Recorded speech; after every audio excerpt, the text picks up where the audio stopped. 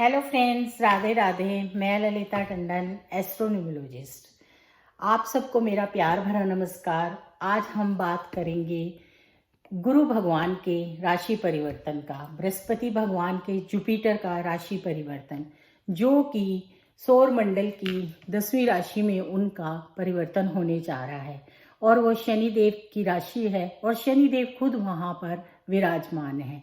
इस तरह से हम इस पर चर्चा करेंगे कि क्या क्या कैसे कैसे हम इसके परिणाम देख सकते हैं। वैसे तो गुरुदेव जब भी राशि परिवर्तन करते हैं तो उससे हमें ये देखना चाहिए कि हमारी कुंडली में गुरु भगवान कहाँ हैं और कहाँ कहाँ पर जुपिटर के जो एस्पेक्ट है वहाँ आ रहे हैं। अगर वो हमारे उस गोचर में गोचर में बृहस्पति के चेंज होने से अगर उनका एस्पेक्ट आ रहा है या वो वहाँ पर हैं तो उसका इफेक्ट होता है, अदरवाइज ऐसा नहीं होता। अगर आपकी कुंडली में जुपिटर स्ट्रांग है, उच्च का है, मित्र राशि में है या स्व राशि है तो भी आपको चिंता करने की ज़रूरत नहीं होती, क्योंकि गोचर में वो नीच के होते हैं, लेकिन क्योंकि वो गुरु हैं और गुरु जो हैं वो अच्छा ही करते हैं। चाहे वो कितने भी क्रोधित हों, कितने भी ज़्यादा वो जैसे कि कहते हैं कि जब भी कोई जो ग्रह होता है वो नीच की राशि में होता है तो वो वहाँ पर अपने आप को कंफर्टेबल नहीं फील करता। आप इसको एक उदाहरण से समझ सकते हैं। जैसे हम कई बार कहीं पर जाते हैं लेकिन हम वहाँ पर अपने आप को कंफर्टेबल फील नहीं करते, लेकिन अपने धर्म के लिए या अपनी आप समझ सकते हैं अपने कर्म को निभाने के लिए या किसी भी वजह से हमें वहाँ जाना है और उस धर्म को निभाना है तो हम निभाते हैं। यही ग्रहों के साथ होता है। जब वो नीच के होते हैं, जिस घर में जाते हैं, अगर वो अपनी किसी फ्रेंडली राशि में जाकर नीच के होते हैं तो वो क्या कहते हैं, इतना ज़्यादा उनको मुश्किल नहीं होती है।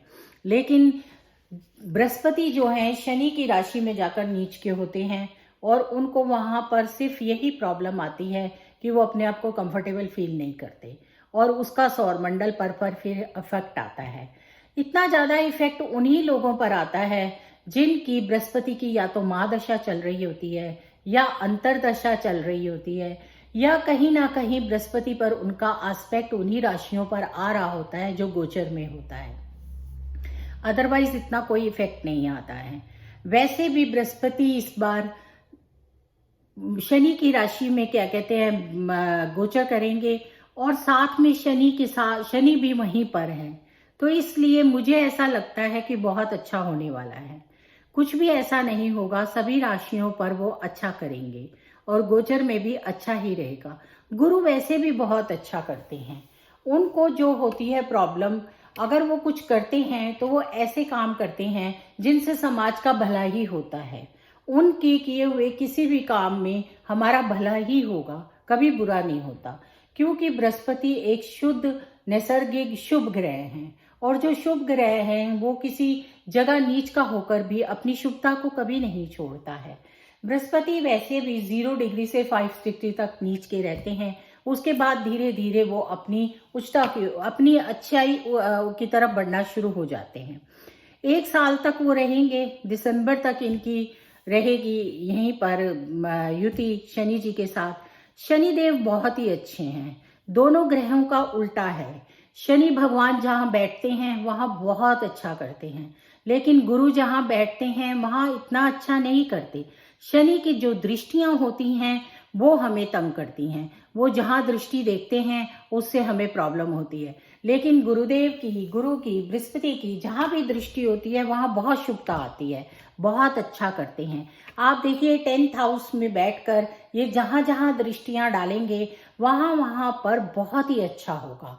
वहाँ पर घर परिवार बढ़ेगा, संपत्ति बढ़ेगी और क्या कहते हैं संतान का योग होगा और समाज में शुभता आएगी, घर गृहस्थी में शुभता आएगी, आपके सारे अच्छे काम होंगे। गुरु बहुत कुछ देते हैं, देखा जाए तो सब कुछ देते हैं, पढ़ाई, विद्या, हमारी घर गृहस्थी, हमारे संतान, हमारे बड़े बुजुर्ग, सब पर उनकी कृपा बनी रहती है और वो बहुत अच्छा करते रहते हैं। इसी तरह से गुरु की हर किसी को इच्छा होती है कि हमारा बृहस्पति अच्छा हो, स्वराशि में हो और अच्छा करे।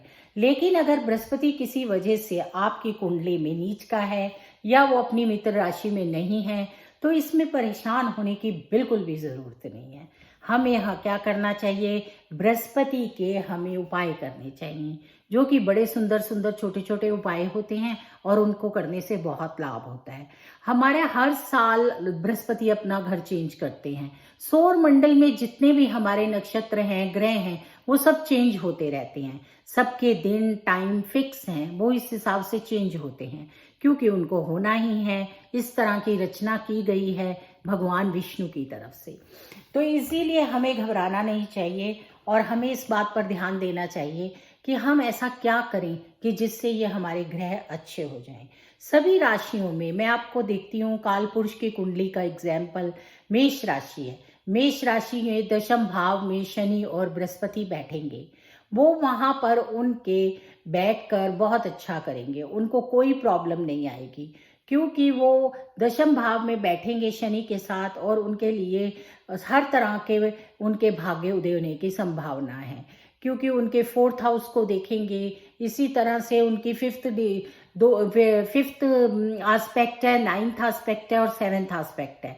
शनि का 3rd एस्पेक्ट है, 7th एस्पेक्ट है और 10th एस्पेक्ट है। इस तरह से शनि खुद वहीं बैठे हैं तो बहुत अच्छा करेंगे। आप सब जानते हैं कि शनि जो है वो न्यायाधीश हैं, न्याय का काम करते हैं। इसी तरह से शनि के वहां होने पर भी उन लोगों को टेंशन करने की जरूरत है जिनकी 7.5 चल रही है, या जिनकी ढैया चल रही है, या जिनकी शनि की महादशा चल रही है। उन्हें देखना पड़ता है कि जो हमारी राशि है, शनि कहाँ बैठे हैं और उसके कैसे कैसे एस्पेक्ट्स आ रहे हैं। बाकी सबको इतनी कोई प्रॉब्लम नहीं आती है, सबका नॉर्मल चलता है। लेकिन हमें पता चल जाता है, अगर हमें किसी तरह की कोई प्रॉब्लम आ रही है तो हम उसको देख सकते हैं, तो उसके लिए छोटे छोटे उपाय कर सकते हैं। बृहस्पति को अच्छा करने के लिए अगर हम छोटे छोटे उपाय रूटीन में भी करते हैं तो वो बहुत अच्छे होते हैं और उनकी हमें बहुत लाभ मिलता है, क्योंकि बृहस्पति हमें हमेशा ही अच्छे करने होते हैं। नीच ग्रहों के लिए मैं कभी भी अपनी अपनी गणना होती है, हर एस्ट्रोलॉजर आपको अपनी गणना बताएगा और हर किसी के उपाय और हर किसी की गणना अपने हिसाब से होती है। वो डिपेंड करता है कि आपको कितना काम आती है। आप जो भी हम उपाय बताते हैं उनको करके देखिए, अगर आपको लाभ होता है तो इससे हमें बड़ी खुशी मिलती है। बृहस्पति भगवान हमेशा, विष्णु जी की पूजा करने से बृहस्पति बहुत अच्छा हो जाता है, ये बात सत्य है। येलो कलर पहनने से बृहस्पति बहुत अच्छा होता है। अगर आप बुधवार को रात को चने की दाल भिगोकर और सुबह गाय को खिलाते हैं तो उससे अति उत्तम कुछ नहीं होता। अगर आपके कोई बंद खजाने हैं या आपको कहीं से पेमेंट्स आनी है और नहीं आ रही हैं तो आपके सारे खजाने खुल जाते हैं और आपको हर तरह का लाभ होता है और आपको संतान की भी प्राप्त होती है। गाय की सेवा करना बहुत ही उत्तम माना जाता है, गाय को चारा डालना चाहिए। इसी तरह से बृहस्पति भगवान के लिए सूर्य को भी जल चढ़ाना चाहिए, क्योंकि सूर्य धन संपत्ति हर चीज में बहुत ही हेल्प करते हैं। वही वर्षा ऋतु सब कुछ करते हैं। अगर आप शास्त्र पढ़ें तो आपको पता चलेगा सूर्य भगवान हमारे लिए कितना कुछ करते हैं। इसलिए सूर्य को जल चढ़ाइए, केसर का टीका लगाइए। अगर आपको ज्यादा प्रॉब्लम्स आ रही हैं, शादी नहीं हो रही है, तो विष्णु भगवान पर हल्दी चढ़ाइए। विष्णु जी और महालक्ष्मी को पीले कलर के फूलों की माला अर्पण कीजिए। इन सब से बृहस्पति बहुत ही अच्छे होते हैं। और सबसे अच्छे तो अपने घर में अपने माता पिता के चरण स्पर्श कीजिए, अपने दादा दादी के चरण स्पर्श कीजिए और उनकी रिस्पेक्ट कीजिए। जितने भी बड़े लोग होते हैं उनकी रिस्पेक्ट करने से बृहस्पति बहुत खुश होते हैं। बृहस्पति भगवान कभी भी किसी का बुरा नहीं करते, क्योंकि वो गुरु होते हैं और वो बहुत ही नैसर्गिक शुभ ग्रह हैं।